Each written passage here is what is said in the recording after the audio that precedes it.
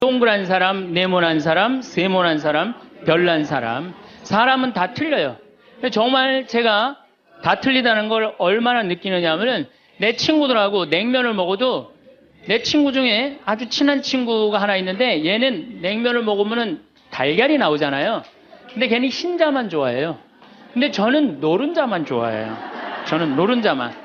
그래서 걔를 노른자를 빼놔요. 그럼 저는 노른자만 먹고 걔는 내 흰자 갖고 가고. 사람이 정말로 틀리는 것 같아요. A형하고 B형하고 A병하고 O형하고 밥을 먹었어요. 넷이서 밥을 먹었는데 성격이 다른 거죠. 꼭 P의 문제가 아니라 유형 이렇게 뭐 별 유형이 다 있듯이. 근데 보통 A병이 자기 하고 싶은 대로 한대잖아요. 그러니까 그냥 밥을 먹다가 승질이 났는지 어땠는지 숟가락을 내더니 확 나가버렸어요. 그랬더니 오지랖 넓은 O형이 궁금한 거예요. 앉아서 밥을 먹을 수가 없는 거예요. 제가 왜 나갔는지. 숟가락을 놓고 따라 나갔어요. 무슨 일인지 알아보려고. B형은 그러거나 말거나 주변에 신경을 안 써요. 나만 편안하면 되는 거야. 밥을 그냥 먹는 거예요. 계속 상관하지 않고. 그랬더니 소심한 A형이 밥이 안 넘어가는 거예요. 그래갖고 아무 신경도 안 쓰고 밥을 먹는 B형을 쿡쿡 찔르면서 한마디 합니다. 혹시 제 A병 나 때문에 삐져서 나간 거 아니냐. 그냥 신경 쓰지 말아야 되는 건데도 신경을 다 쓰는 거예요.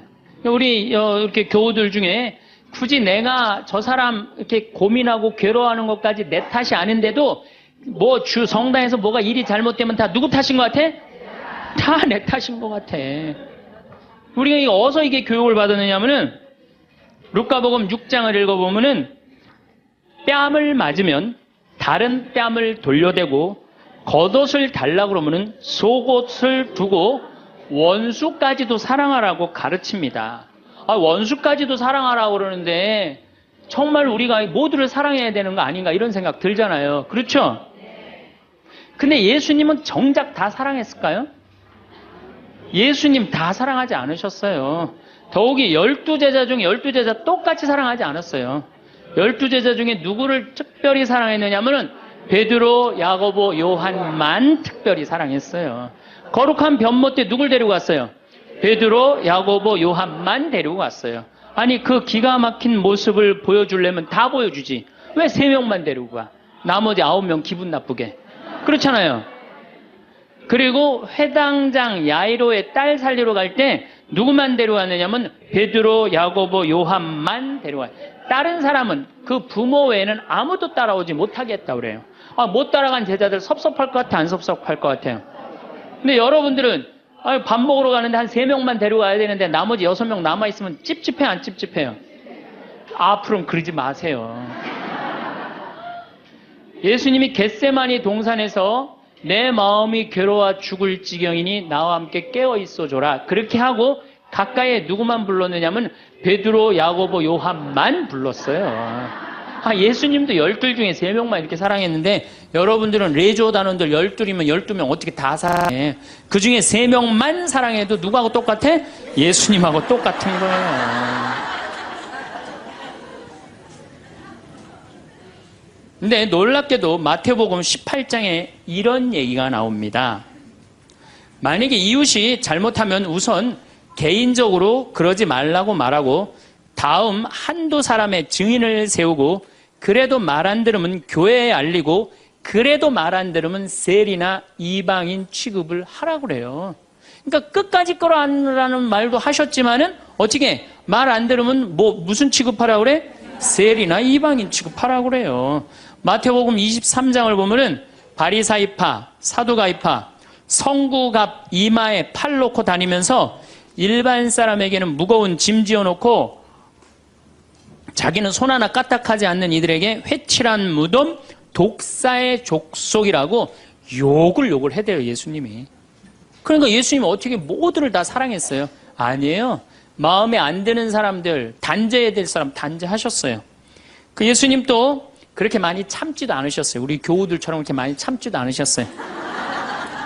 요한복음 2장에 예수님이 성전 정화를 하는데 너무 막 성질이 나시니까 어떻게 해요? 상을 둘러엎고 채찍질로 그냥 정말로 난리를 치세요. 그러니까 여러분들도 이제는 너무 참지 마세요. 그러다가 여러분들 누가 다쳐요? 내가 다쳐요. 그런데 성당에 나오면 자기를 버리고 자기 목숨을 구하려 하지 말고 예수님 십자가를 지고 따라야 된다. 이 말이 꽉 귀에 들어오는 거예요. 순교자들이 이렇게 사셨다. 순교자들이. 우리들도 하느님 제대로 믿으려면은 순교자나 예수님처럼 그렇게 십자가 지고 참아야 된다. 우리 또 선조들은 또 얼마나 대단해요. 막 피가 그냥 뼈가 튀어나오도록 맞으면서도 그걸 다 참고 배교하지 않고 하느님 사랑하고 그냥 그 사람들도 구원해서 기도했잖아요.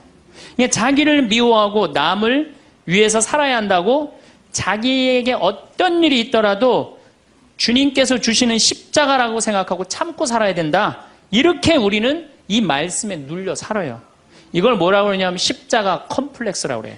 십자가 컴플렉스. 나도 십자가를 져야 된다. 예수님이 손목에 못 박혔을 때 얼마나 아팠을까? 그거 그냥 심줄을 뚫고 지나갔을 때 얼마나 아팠을까? 발목 못 박히셨을 때 얼마나 아프셨을까? 그러니까 나를 죽이려고 애쓰고 웬만한 일은 주님은 주시는 시련과 십자가라고 참고 견디고 살면은 내면에는 기쁨이 하나도 없고 정신적 질병에 시달리는 경우가 많아요. 순교가 아니라. 그래갖고 그냥 우리 천주교 교우들은 이혼도 못하고 살아요. 남편이 그냥 맨날 술 먹고 때리고 빚지고 노름해. 도저히 아이들을 데리고 살 수가 없어.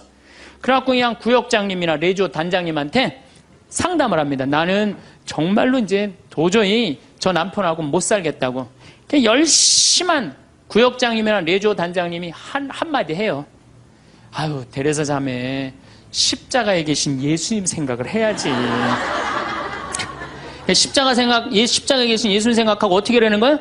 참고 살아라니까. 그러니까 참고 살려니 이 자매는 기쁨이 있어요, 없어요? 기쁨이 없는 사람들의 특징이 뭐냐? 선교를 못해요. 기쁨이 없는 사람들은 선교를 못합니다. 왜? 개신교는 정말로 막 하느님 믿으면서 기뻐, 즐거워. 그러니까 주위에 이제 막 세상에서 힘든 사람들한테 뭐라고 그러냐면 우리 교회 가자. 우리 교회 가면은 정말로 기뻐. 구원받을 수 있어. 정말 행복할 수 있어. 그리고 막 끌고 가요. 근데 우리 기쁨이 없는 천주교 교우들은 주위에서 힘들고 고통스러운 사람이 있으면은 성당 가자는 말이 안 나와요. 왜? 너도 한번 나하고 성당 가서 십자가 지고 한번 참아볼래? 이 말이 안 나오는 거예요. 그래서 우리 천주교는 참고 살아야 되기 때문에 신앙생활이 우울해요. 개신교는 기쁨, 찬양, 영광, 감사, 아멘, 알렐루야 이런 거거든요. 근데 우리는 우울해. 우리 교우들은 그냥 봄판공, 가을판공, 양심성찰, 십자가의 길, 참회의 절 이런 거란 말이에요. 그냥 기쁨이 없는 신앙생활. 여러분들 죽을 때까지 참고 사느라고 기쁨 하나 없이 우울하게 산다면은 이분은 아마 지옥 맨 밑바닥에 갈 가능성이 많아요. 단테의 신곡을 읽어보면은 지옥 맨 밑바닥에 많은 사람을 가둬놨어요. 그래서 이 사람들한테 물어봤어요. 이 사람들은 살아생전에 무슨 죄 때문에 지옥 맨 밑바닥에 왔습니까? 물으니까 안내하는 사람이 다른 죄가 아니라 이 사람들은 세상에서 살 때 하느님을 믿는다고 하면서 기쁘게 살지 못하고 늘 우울하게 한숨만 쉬며 산 죄 때문에 여기 왔다고 그래요. 그러니까 기쁘지 않은 사람들이 어디 가는 거야? 지옥 가는 거예요. 그러니까 이 세상에서 기쁘게 산 사람은 천당 가는 거고 이 세상에 우울하게 산 사람들은 어디가? 지옥 가는 거야. 그러니까 여기 있는 분들 중에 지금 내가 십자가 지느냐고 우울하고 이런 분들 어디 갈 가능성이 많아? 지옥 갈 가능성이 많아요. 그래서 우울한 사람이 가는데 아예 정해놨어요. 제 5억에 간대. 지옥 중에. 지옥 1억부터 9억까지 있는데 5억에 간대. 5억. 슈바이처 박사는 물 없는 강처럼 기쁨 없는 그리스도인, 기쁨 없는 신앙, 기쁨 없는 사람이 세상을 피곤하게 한다는 거예요. 여러분들 성당에서 나온다고 딱 모임을 가졌는데 그냥 우울하게 이렇게 앉아있으면은 그 사람 보고 있으면은 피곤해요, 안 피곤해요? 반짝반짝 웃는 사람이 있으면 기분 좋아요, 안 좋아요? 그러니까 기쁨이라는 게 굉장히 중요한 거예요. 참느냐고 그냥 이러지도 못하고 저러지도 못하고 그렇게 살면 안 된다는 거죠. 여기 지금 우리 교우들 지금 옷 입고 온 거 보면은 다 까만색이야, 다 지금. 아니, 명동으로 오면 좀 색깔을 이쁘게 입고 와야 될 거 아니야. 명동에 나오는데. 근데 우리는 화려한 옷 입으면 안 돼. 우리 천주교 교우들은. 내가 그 개신교 설교하러 갈 때 정말로 제가 많은 걸 배웠어요. 뭘 배웠느냐면은 예배하러 한 300명 정도가 나왔는데 전부 다 예쁜 옷을 입고 나왔어요. 정말로. 정말로 축제에 오는 것 같은. 그러니까 주일 예배하러 오는 것 같은. 근데 우리 지금 여기도 지금 얼마나 까만지 몰라요, 지금. 그런데 예수님께서도 기쁨을 굉장히 강조하십니다. 저는 요한복음 13장, 14장, 15장, 16장, 17장, 18장 이거 여러분들 꼭 한번 묵상해 보세요. 왜 이걸 묵상해야 되느냐? 요한복음 13장에 예수님이 제자들의 발을 씻어줘요. 발을 씻어주고 최후의 만찬을 하세요. 그리고 14장에 뭐라고 그러느냐면은 성령께서 오실 거다. 내가 가도. 그러니까 성령을 보내주실 것을 말씀하시면서 당신이 아버지께로 가는 걸 기뻐하라고 그래요. 아, 이제 곧 18장이면 잡히실 거거든요. 잡히실 것인데도 불구하고 예수님은 제자들하고 마지막 작별 유언을 하면서 기쁨에 대해서 말씀을 하세요. 기뻐해라. 요한복음 15장에는 나는 포도나무요 너희는 가지로다. 너희들은 나한테 붙어 있어라. 그래야만이 많은 열매를 맺는다. 이 말씀을 하세요. 근데 11장에 이런 말씀을 하세요. 내가 이 말을 한 것은 내 기쁨을 같이 나누어 너희 마음에 기쁨이 넘치게 하려는 것이다. 아니 이게 오늘 저녁에 붙잡혀서 돌아가실 예수님 입에서 나올 말이에요. 그런데 예수님이 지금 돌아가심에도 불구하고 마음이 기쁘신 거예요. 그래서 내 기쁨을 너희에게 흘러 넘치게 하려는 것이다. 그러니까 죽기 전에도 기쁘셨던 거예요, 예수님은. 왜? 뭐가 열리니까? 천국문이 열리니까. 16장 22절에는 진리의 성령을 보내주실 것을 다시 한번 약속하시면서 내가 다시 너희와 만나게 될 때에는 너희 마음은 기쁨에 넘칠 것이며 그 기쁨은 아무도 빼앗아가지 못할 것이다. 구하여라 받을 것이다. 너희는 기쁨에 넘칠 것이다. 아, 예수님은 장마다 말씀하시네. 13장, 14장, 15장에 걸쳐서 16장에 걸쳐서도 말씀하시고 17장에 아버지 이 사람들이 하나 되게 해주십시오. 아버지와 나는 하나입니다. 많이 들어봤죠? 네. 이 말씀 끝에 이렇게 말씀하세요. 지금 나는 아버지께로 갑니다. 아직 세상에 있으면서 이 말씀을 드리는 것은 이 사람들이 내 기쁨을 마음껏 누리게 하려는 것입니다. 성서에 보면 온통 기쁨밖에 없는 거예요. 기쁨. 아니 지금 저 18장이면 잡으셔서 돌아가실 분이 마지막 유언에 마지막으로 하신 말씀이 뭐예요? 기쁨이에요. 기쁨. 그렇다면 여러분들은 신앙생활하면서 기뻐야 되지 않아요? 기뻐야 되는데 왜 이렇게 우울해? 왜 이렇게 청승을 떠냐 이거예요. 데살로니가 전서 5장 16절에 유명한 얘기죠. 항상 기뻐하시오. 그렇죠? 끊임없이 기도하시오. 어떤 처지에서든 감사하시오. 저는요, 이 구절보다 더 중요한 구절이 있어요. 그 다음 구절이 이것이 우리 주 예수 그리스도를 통하여 드러내신 하느님 아버지의 뜻입니다. 그러니까 여러분들이 항상 기뻐하고 어떤 처지에서든 감사하고 끊임없이 기도하는 것은 누가 예수님을 통하여 드러내신 누구의 뜻이야? 하느님의. 그러니까 기쁨과 감사는 우리의 본질이에요. 본질. 그러니까 우리가 신앙생활에 기뻐야 돼요. 필립보서 4장 4절 이 베드로 바오로 사도가 감옥에 갇혀서 쓴 거래요. 유명한 얘기예요. 주님 안에서 항상 기뻐하십시오. 다시 말합니다. 기뻐하십시오. 그래서 필립비서에 기뻐하라는 말을 16번이나 해요. 16번이나. 그리스도 안에서 기뻐하라고. 그러니까 여러분들은 신앙생활하면서 기뻐야 돼. 예수님이 일생 수고순환하셨기에 우리도 일생 수고순환해야 된다고 이야기하는 사람들 이거 잘못 알고 있는 거예요. 여러분들 신앙생활은 기뻐야 돼. 우리 천주교 교우들은 무조건 우리는 우울하게 해야 돼. 누가 강력하게 우리 가운데 앞에 있어? 십자가가 있으니까. 그러니까 성가를 들어봐도요 미쳐요. 이제 조금 있으면 대림절 시작되는데 대림절 때 내가 제일 복장 터지는 성가가 뭐냐면 구세주 빨리 오사 이 성가예요. 이 노래를 어떻게 부르느냐면 구세주 빨리 오사 어둠을 없이 하며 동정 마리아에서 탄생하옵소서 이렇게 부른단 말이야. 근데 이 노래는 이렇게 부르면 절대 안 돼요. 이 노래는 못 갖춘 마디로 시작해서 8분의 6박자야. 강량약, 중강량약. 이거 춤추듯이 불러야 되는 거예요. 어떻게 불러야 되느냐면 구세주 빨리 오사 어둠을 없이 하며 동정 마리아에서 탄생하옵소서 이렇게 불러야 되는데 우리 교우들은 어떻게 부르느냐면 원조들이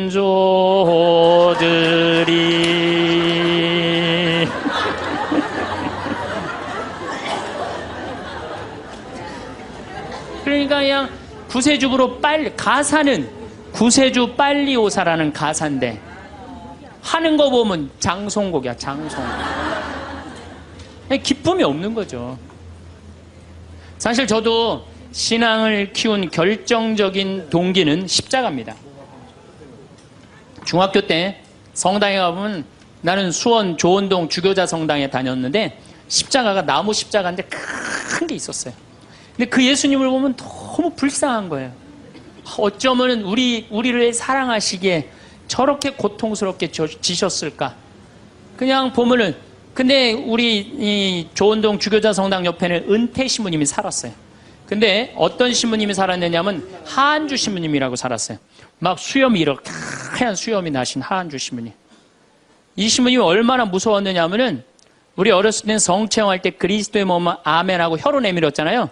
혀를 안 내밀면 입 벌리라고 소리를 질렀어요. 그래갖고 그 신부님이 나와서 미사를 하면은 그 줄에는 아무도 안 갔어요. 다 보좌 신부 줄에 가갖고 다 성체험하고 그래. 근데 나는 중학교 2학년 때부터 신학교를 가려고 그랬으니까 신부님 집에 놀러를 자주 갔어요. 놀러를 가면 신부님 집 거실에 뭐가 써여 있느냐면 님 쓰신 가시관이라는 시가 쓰여 있어요. 님의 전생애가 마냥 슬펐기에 님 쓰신 가시관을 나도 쓰고 살으리라. 이튿날 님이 날 보시고 임이 보시고 날 닮았다 하소서. 이튿날 나를 보시고 임 닮았다 하소서. 이 세상 다할 때까지 당신만을 따르리라. 그 시를 보는데 가슴에 팍 와닿더라고요. 님의 전생애가 마냥 슬펐기에. 얼마나 이게 이 중학생 그 가슴에 와닿아요. 우리 님이 한 번도 기쁘지 않고 전생애가 마냥 슬펐기에 나도 님 쓰신 가시관을 나도 쓰고 살으리라. 얼마나 이게 가슴에 와닿아요. 여러분도 그렇지 않아요? 전생애가 고통스러웠더니 불쌍하지 않아 예수님?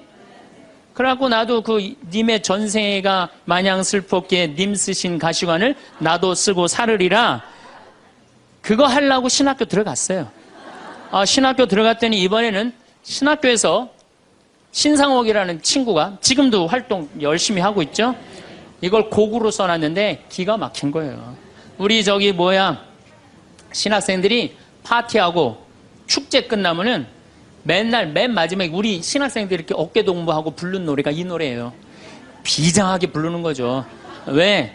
이 세상 다할 때까지 당신만 따른다고 신학생 포기하지 않고 신부로 살고 죽을 때까지 당신만 따르리라. 그러니까 어깨 동무하고 뭐 어떻게 부르느냐? 님은 전생애가 마냥 슬펐기에 님 쓰신 가시관을 나도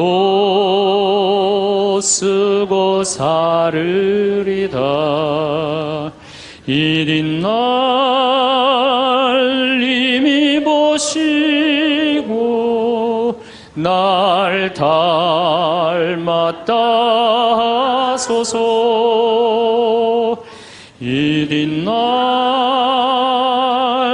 나를 보시고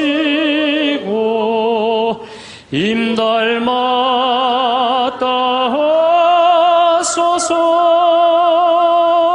이 세상 다할 때까지 당신만 따르리라.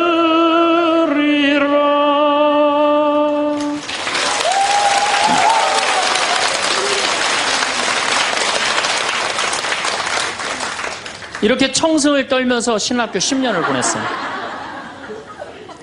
신부가 딱 되고 보니 내가 내 관점에서 성서를 좀 읽어보니까 더욱이 강원도 생태마을 아름다운 자연에서 하느님이 창조해놓은 기가 막힌 자연에서 성서를 읽어보니까 우리 님께서 하나도 안 슬프게 사셨더라고요. 그리고 가시관은 언제 썼느냐 하면은 전생에 쓴 게 아니라 마지막 금요일 날 하루 썼는가, 하루밖에 안 썼더라고요.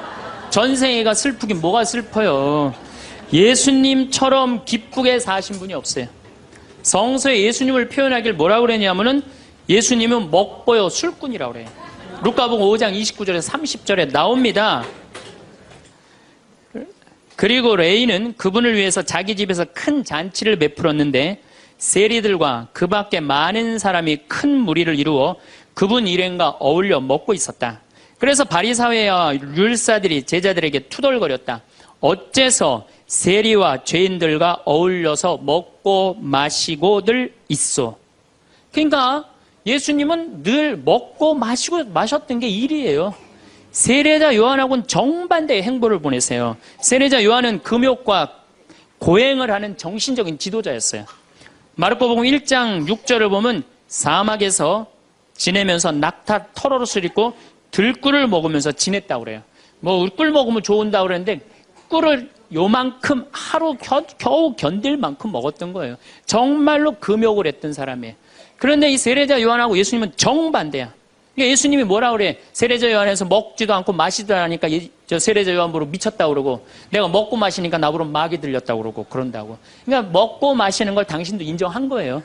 먹고 마시는 걸 참 좋아하셨어요. 예수님처럼 축제 좋아하신 분이 어디 있어요? 예수님은요 잔치집마다 쫓아다닌 분이 예수님이에요.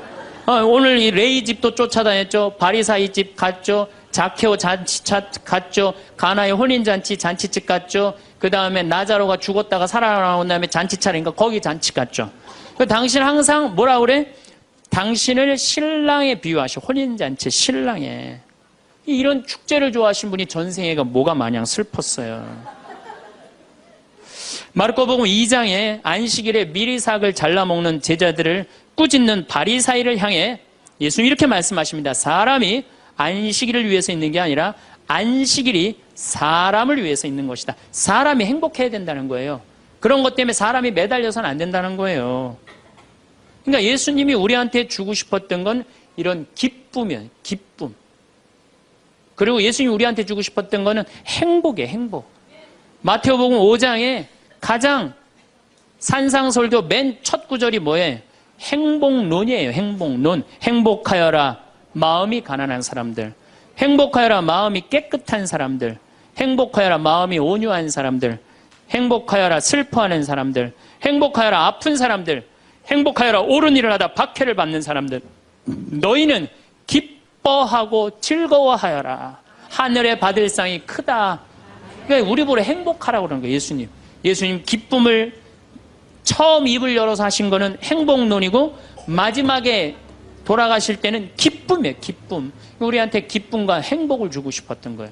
근데 그냥 2000년 지나서 와서 보니까 그냥 천주교도들 그냥 기쁨과 행복은 온데간데 없고 옷은 다 까먹고 입고 와갖고 앉아갖고 그냥 원조들이 범죄 이러고 앉아있으면은 예수님 복장 터지겠어요? 안 터지겠어요? 또 예수님이 우리한테 주고 싶었던 게 행복, 기쁨뿐만 아니라 평화입니다. 이것도 우리 신앙생활에 아주 중요합니다. 예수님이 돌아가셨어요. 그리고 부활하셨어요. 3일 만에 부활하셨어요.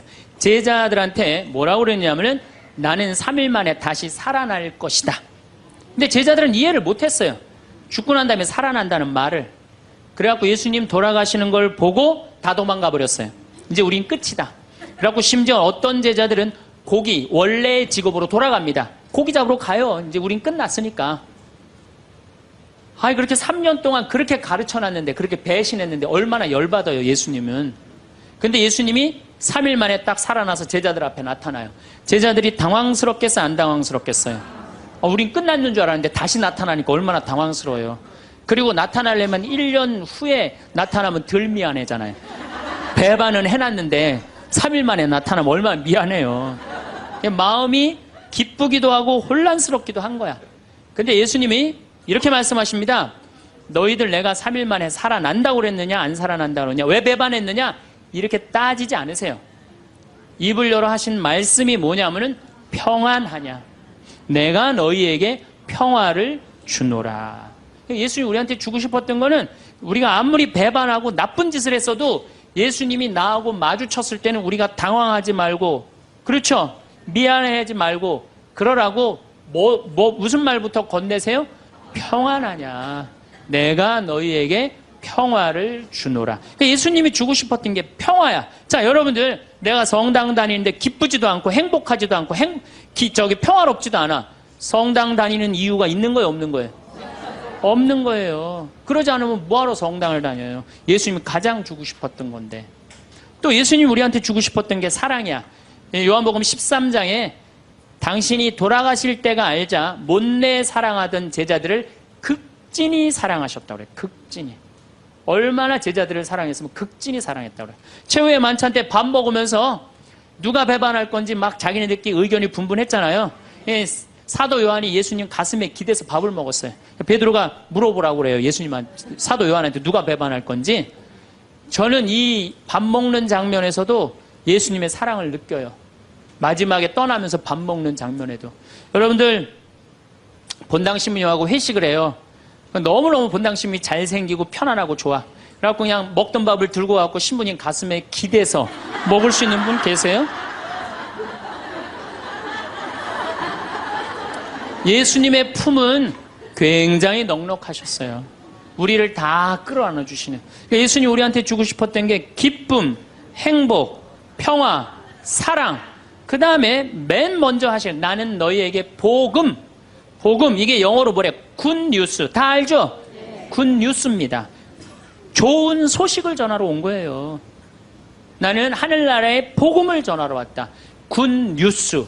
좋은 소식을 전하러 오고, 예수님이 우리한테 최종적으로 열어주고 싶은 세상은 뭐였느냐 하면은 구원이에요. 구원.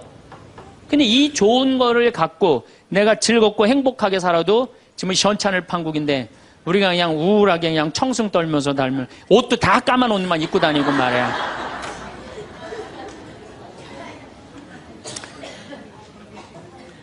그러니까 우울하다 보니까 받은 은혜 감사는 안 하고 아직도 뭘 그렇게 달라고 그래요.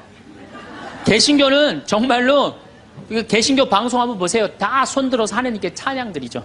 평화방송 보면요, 천주교 교들 보면 다 미사포 뒤집어 쓰고 땅바닥 다 쳐다보고 앉아요. 그러니까 이게 감사의 신앙생활하는 사람이랑 간구의 신앙생활하는 사람이랑은 차원이 틀려요. 감사드리는 사람들, 찬양드리는 사람들은요, 그냥 저절로 뜨거워요. 그런데 간구 기도하는 사람, 기도해서 복을 받는다. 이게 기복신앙이에요. 성당에 나와갖고 뭐 이거 달라 저거 달라 이거 해달라 저거 해달라 기도하는 분들 있죠? 기도해서 복 받는 거, 그거 기복신앙이에요. 아, 우리 무당한테만 가갖고 기복신앙 있는 거 아니에요. 성당에 나와서도 기복신앙들 많습니다. 그래갖고 그냥 우리 신부들이 그냥 서양 무당인 줄 알고 그런 분들 많아요. 그래갖고 그냥 저한테 와갖고 그냥 제가 그냥 뭐 무슨 능력이 뛰어난 줄 알고 어디 성령 기도회 가면 안수 기도 해달라는 분, 오늘도 2분 해드렸어요. 물론 오늘 해드린 안수는 내가 기적을 일으키려고 한 건 아니에요. 그냥 하느님의 축복을 빌어준 거지. 그런데 많은 경우 할머니들이 신부님 골 아파요, 신부님 허리 아파요, 신부님 무릎 아파요, 안수 기도 좀 해주세요. 신부님이 해주면 나을 것 같아요. 난 또 착하니까 해주죠. 근데 난 능력이 없는 걸. 그래갖고 머리에 손을 얹고 내가 뭐라고 기도하느냐면은, 하느님, 이 할머니 골이 아프답니다. 내가 해줄 수 있는 건 그것밖에 없어요. 내 손에서는 아무것도 안 나와요. 난 사람도 한 명도 없고. 그러니까 제가 한 2년 전부터 안수기도 안 해줘요. 왜? 아무것도 안 나오는데 누르고 있는 나도 한심하고, 아무것도 안 나오는데 머리 디미는 교우들도 불쌍하고. 그래서 안 해줘요. 여러분들, 정말로 우리가 얼마나 감사하냐. 여기 적어도 명동까지 걸어서 오신 여러분들은 행복한 분들이에요. 눈 2개, 콧구멍 2개, 입 있으면 다 받은 거예요. 정말로. 여러분들, 눈 하나 갈아 끼는데 얼마가 드느냐? 내가 조사를 확실히 해보니까 사실은 이거는 그렇게 하면 안 되는 건데, 눈 하나 정말로 갈아 끼는데 그 장기 매매 시장에서 하나에 1억에 1억. 2개면 2억에 2억. 여러분들 지금 이게 지금 얼마를 깔고 있느냐면 2억을 지금 눈에 깔고 있는 거야. 2억을. 감사해요, 안 감사해요?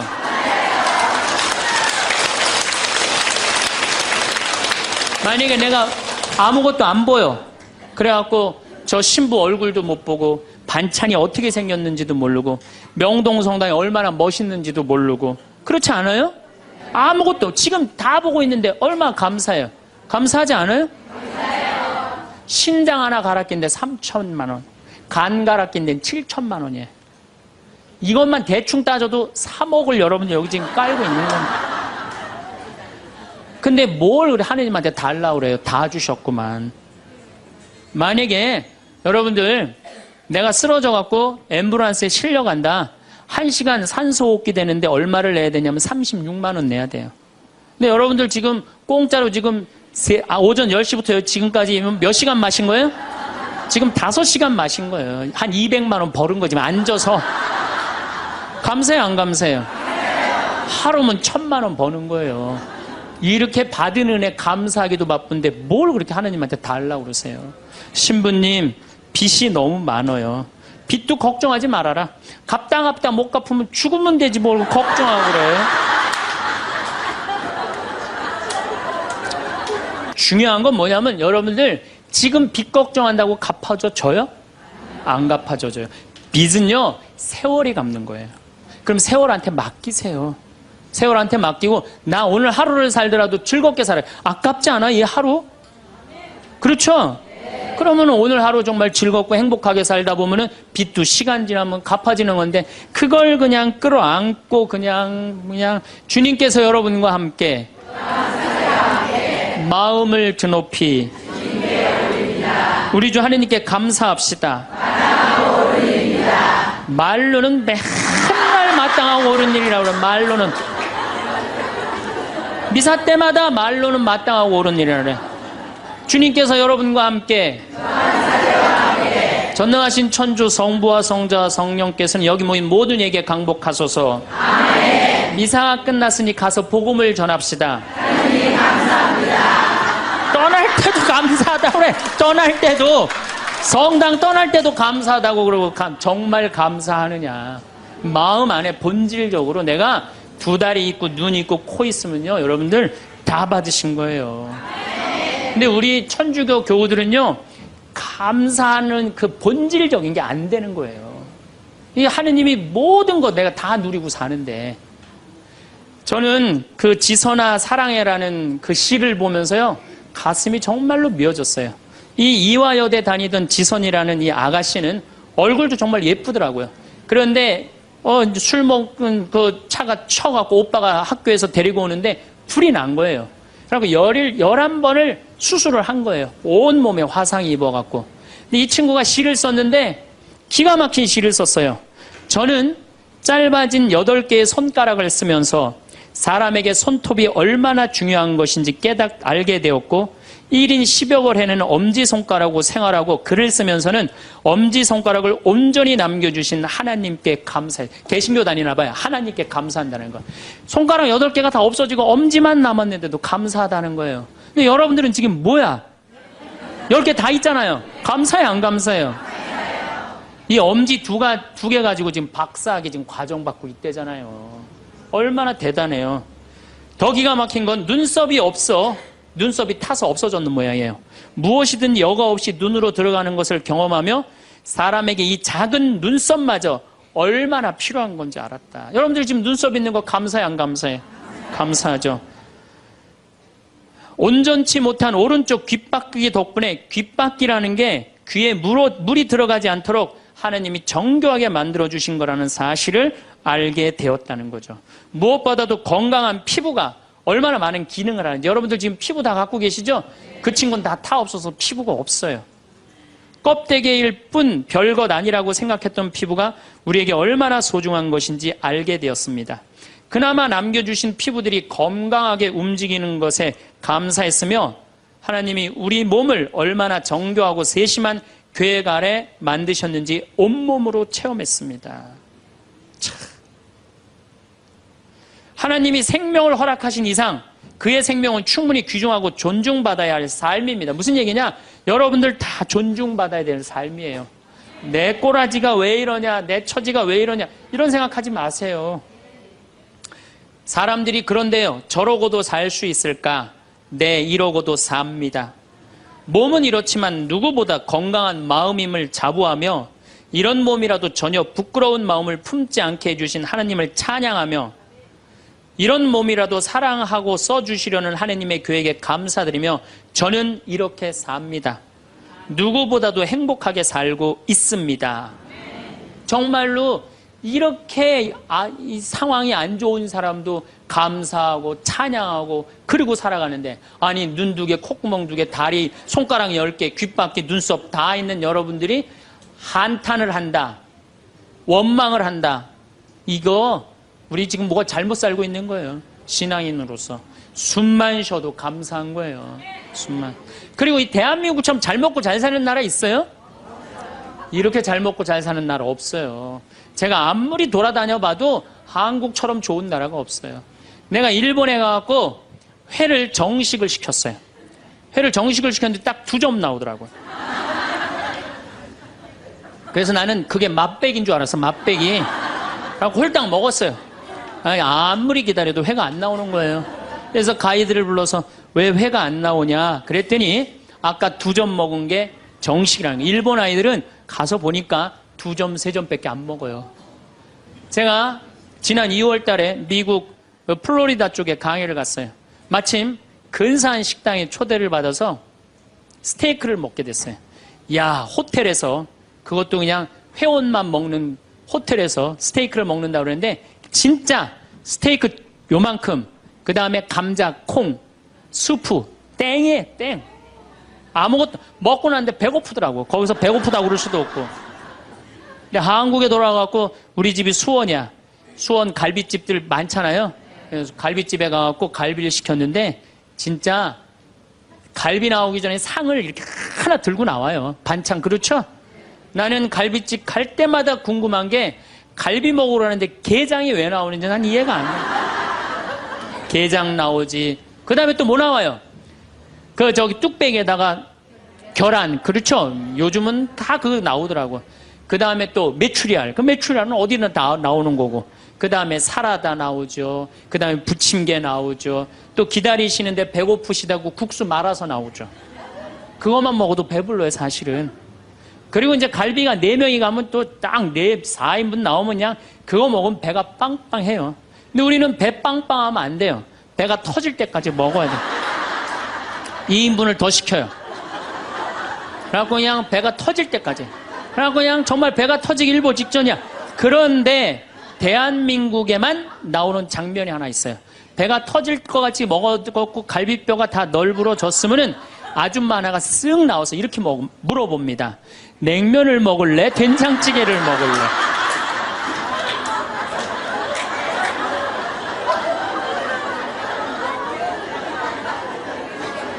국가적으로도 정말로 잘 나갑니다. 우리나라 자동차 잘 만들어요. 그렇죠?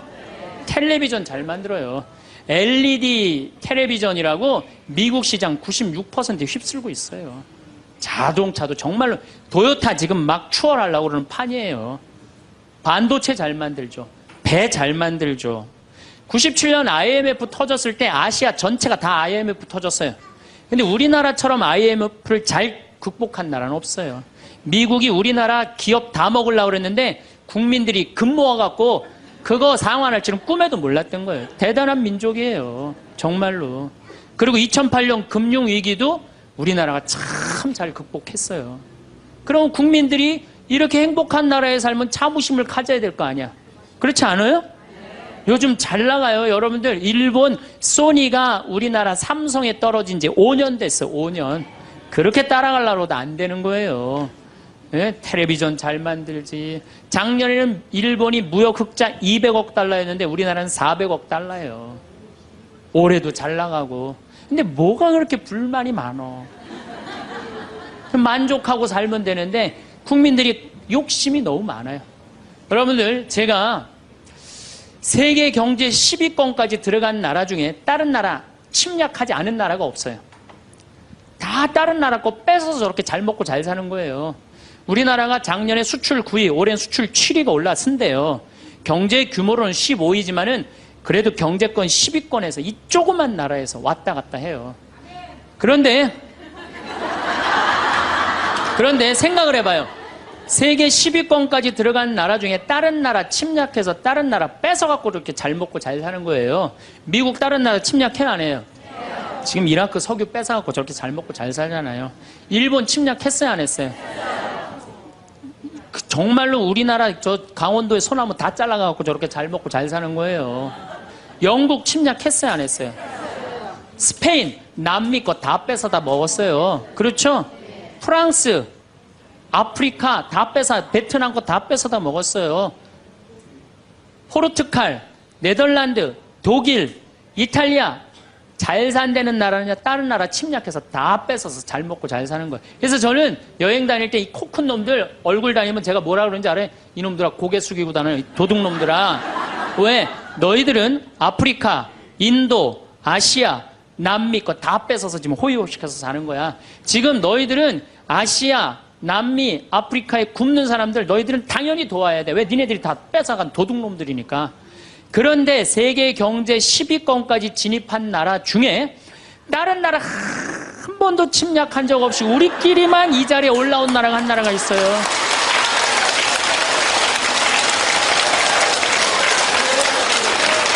그게 바로 우리나라예요. 우리나라. 여러분들 정말로 저는 대단하다고 생각해요. 그래갖고 이 대단한 사람들이 모여갖고 살아갖고 우리나라 이름이 뭐냐면 대한민국이에요. 대한민국.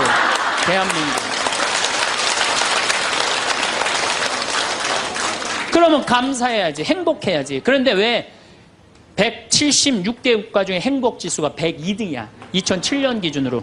국민들이 욕심이 너무 많아서 그래.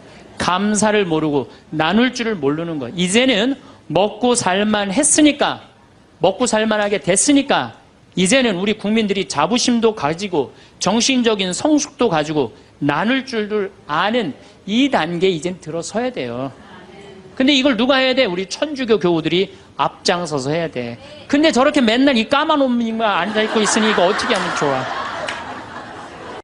우리의 삶은 한 편의 긴 이야기와 같습니다. 그 이야기 속에는 수많은 만남과 헤어짐이 있고 기쁨과 슬픔의 순간들이 겹겹이 쌓여 있습니다. 우리는 저마다 다른 얼굴과 다른 마음을 가지고 이 세상을 살아갑니다. 마치 세상에 같은 모양의 나무숲이 하나도 없듯이 우리 또한 고유한 빛깔을 지닌 단 한 사람입니다. 들에 핀 꽃들을 한번 떠올려 봅니다. 장미는 장미의 빛깔과 향기가 있고 민들레는 민들레의 소박한 아름다움이 있습니다. 어느 꽃이 더 낫다고 말할 수 없습니다. 저마다의 모습으로 저마다의 자리에서 피어날 때 가장 아름답습니다. 사람의 모습도 이와 같습니다. 나와 똑같은 사람은 이 세상에 단 한 명도 없습니다. 생김새도 좋아하는 음식도 마음이 끌리는 것도 모두 다릅니다. 어떤 이는 아침 일찍 일어나는 것을 즐기고 어떤 이는 고요한 밤에 깊은 생각을 나누는 것을 좋아합니다.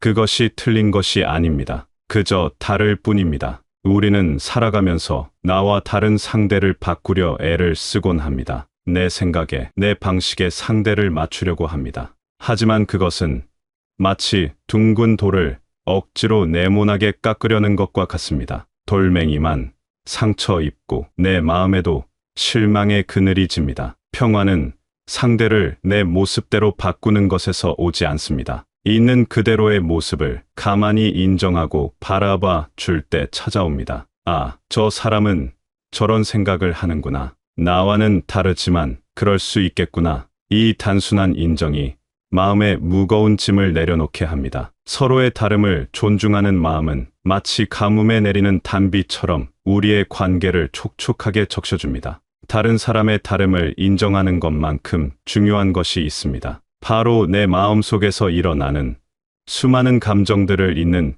그대로 바라봐 주는 것입니다. 우리 마음속에는 맑은 날만 있는 것이 아닙니다. 때로는 걱정의 구름이 몰려오고 때로는 슬픔의 비가 내리기도 합니다. 그런 감정들을 억지로 몰아내려 애쓰지 않아도 괜찮습니다. 그저 내 마음에 지금 걱정의 구름이 끼었구나 하고 가만히 알아차려 주는 것만으로도 충분합니다. 하늘의 구름이 머물다 흘러가듯 마음의 감정도 자연스럽게 왔다가 흘러갈 것입니다. 우리가 생각하는 사랑은 어떤 모습입니까? 늘 따뜻하고 모든 것을 받아주는 부드러운 모습만을 떠올리기 쉽습니다. 하지만 진정한 사랑은 때로 단호한 얼굴을 하기도 합니다. 지혜로운 정원사는 나무가 더 튼튼하게 자라고 좋은 열매를 맺게 하려고 아픈 마음으로 가지를 쳐냅니다. 가지치기가 당장은 나무에게 아픔을 주는 것처럼 보이지만 결국 나무를 위한 가장 큰 사랑인 것과 같습니다. 잘못된 길로 가는 자녀를 보며 눈물을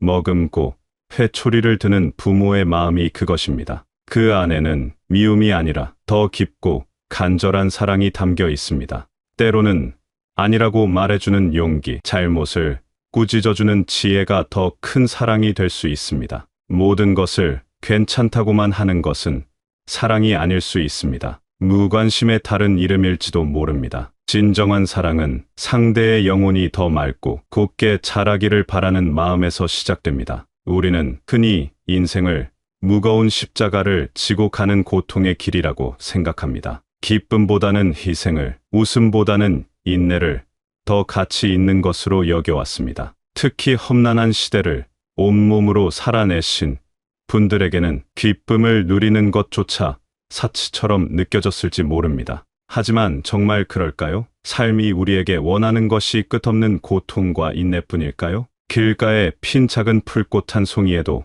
기쁨이 있습니다. 아침을 여는 새소리에도 기쁨이 있습니다.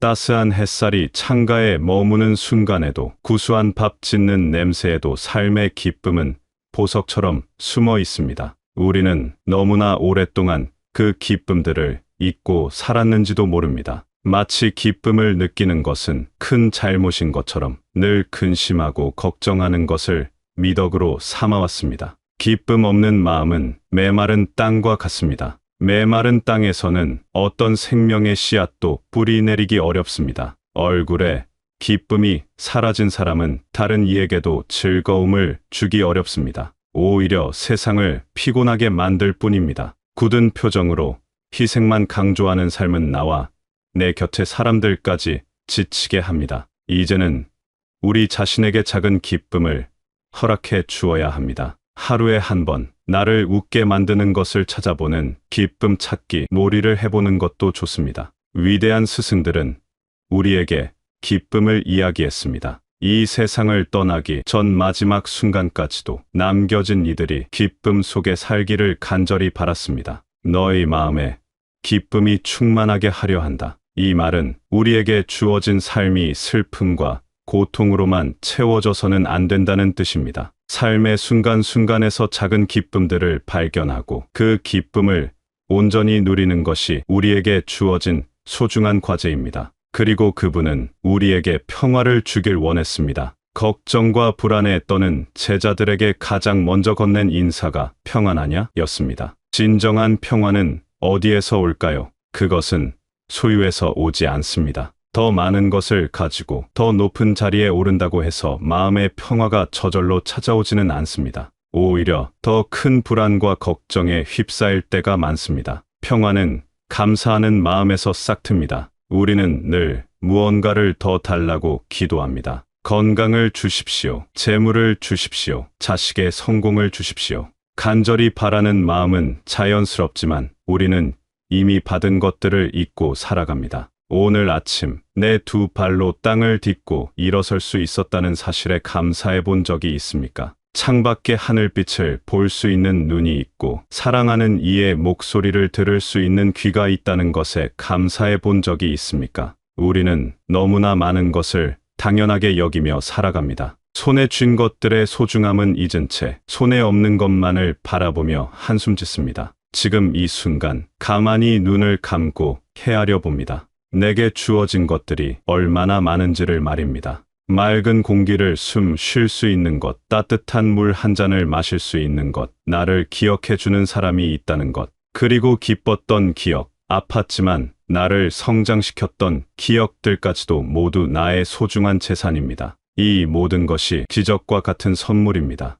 감사의 마음이 차오를 때 우리의 영혼은 비로소 평화를 얻고 풍요로워집니다. 대한민국이라는 땅에서 우리가 이룬 것들을 생각해 봅니다. 불과 한 세기도 지나지 않아 잿더미 위에서 이만큼의 풍요를 이룬 것은 전 세계가 놀라는 일입니다. 하지만 우리의 얼굴에는 어두운 그늘이 드리워져 있을 때가 많습니다. 물질적으로는 풍요로워졌지만 마음은 더 가난해졌기 때문입니다. 더 가지려는 욕심과 남과 비교하는 마음이 우리의 행복을 갉아먹고 있습니다. 이제는 우리도 받은 것을 나눌 줄 아는 성숙함이 필요합니다. 물질적인 나눔만을 말하는 것이 아닙니다. 따뜻한 눈빛 한 번, 다정한 말 한마디를 건네는 마음의 나눔이 더 중요합니다. 내가 먼저 웃으며 인사할 때 세상은 나에게도 미소로 화답할 것입니다. 나의 작은 친절이 누군가에게는 하루를 살아갈 힘이 될 수도 있습니다. 이것이 우리가 세상에 남길 수 있는 가장 아름다운 유산 중 하나입니다. 돈이나 명예가 아닌 내가 베푼 작은 친절과 사랑의 기억들이 우리가 떠난 뒤에도 오래도록 남을 것입니다. 우리의 삶은 저물어가는 것이 아닙니다. 더욱 깊어지고 향기롭게 익어가는 과정입니다. 얼굴에 새겨진 주름은 고생의 흔적이 아니라 수많은 날들을 살아낸 지혜의 지도입니다. 웃음 지었던 날의 기억이 눈가에 새겨지고 깊이 생각했던 날의 흔적이 미간에 남았습니다. 사랑하는 이를 떠나보낸 슬픔과 새로운 생명을 맞이했던 한이가 모두 그 안에 담겨 있습니다. 당신이 걸어온 모든 발자국은 그 자체로 소중하고 아름다운 역사입니다. 이제 무거운 짐들을 내려놓을 때입니다. 특히 마음속에 오래 담아두었던 미움과 원망을 놓아주어야 합니다. 그것은 뜨거운 숯덩이와 같아서 손에 쥐고 있는 사람만 고통스럽게 만듭니다. 용서는 상대를 위한 것이기 이전에 나 자신을 위한 가장 큰 선물입니다. 나에게 상처 준 사람을 용서함으로써 우리는 비로소 과거의 상처로부터 자유로워질 수 있습니다. 지나간 날들을 후회하며 아파하지 마십시오. 과거는 바꿀 수 없지만 과거에 대한 우리의 생각은 바꿀 수 있습니다. 아팠던 경험은 나를 더 깊은 사람으로 만들었고 실수했던 경험은 나에게 지혜를 주었습니다. 아직 오지 않은 날들을 걱정하며 불안해하지도 마십시오. 미래는 신의 영역에 있습니다. 우리에게 주어진 것은 오직 오늘이라는 이 순간뿐입니다. 오늘 하루 작은 기쁨 하나를 발견하고 온전히 누릴 수 있다면 그것으로 충분합니다. 따뜻한 밥 한 끼에 감사하고 스쳐가는 바람의 감촉에 미소 지을 수 있다면 당신은 이미 가장 행복한 사람입니다. 나 자신에게 조금 더 너그러워지십시오. 과거의 실수에 대해 스스로를 용서하고 느려지는 몸의 변화를 자연스럽게 받아들여 주십시오. 지금까지 정말 애쓰며 살아오셨습니다. 당신의 모든 순간을, 그 안에 담긴 모든 감정을 가만히 끌어안아 줍니다. 당신은 충분히 사랑받을 자격이 있으며 충분히 행복할 자격이 있습니다. 당신의 남은 날들이 걱정보다는 평안으로, 한숨보다는 감사로, 고독보다는 따스한 연결감으로 가득하기를 바랍니다. 당신의 존재 자체가 누군가에게는 잔잔한 위로이고 세상에 하나뿐인 소중한 선물입니다. 당신이 들려주는 예시하기 하나, 당신이 건네는 따뜻한 미소 하나가 세상을 더욱 아름답게 만듭니다.